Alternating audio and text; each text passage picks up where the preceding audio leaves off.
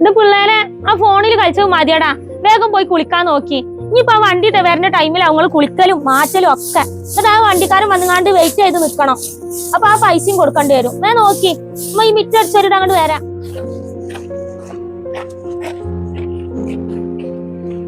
വേഗം ചെല്ലിഞ്ഞ് ഇങ്ങനെ കളിക്കാൻ നിക്കല്ലേ. ഇത്താ ഇമ്മുട്ടിയെ ഇജെന്താടി ഒരു മുന്നറിയിപ്പ് ഇല്ലാത്ത വരവ്? വിളിച്ച് പറഞ്ഞും കൂടി ചെയ്തില്ല. ഇക്ക വിളിച്ചിരുന്ന്, ഇക്കന്ന് വരണുണ്ട്, ഈ വരണെന്ന് അറിഞ്ഞിട്ട്.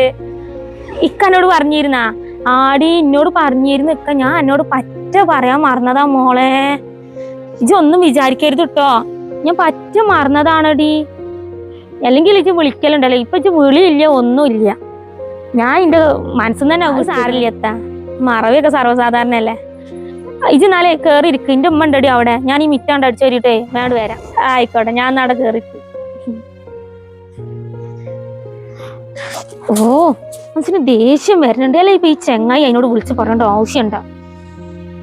ഓളാണ് കേട്ട പാതി കേൾക്കാതെ പാതി കൊണ്ട് മാങ്ങളെ കെട്ടി വന്ന് കളിക്കാൻ വേണ്ടി വന്നിക്കണം.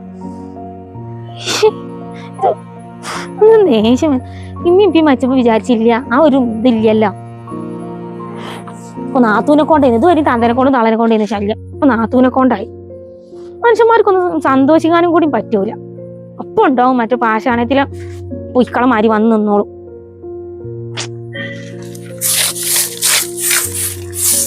ഉള്ള സന്തോഷം മൂടും പോയി.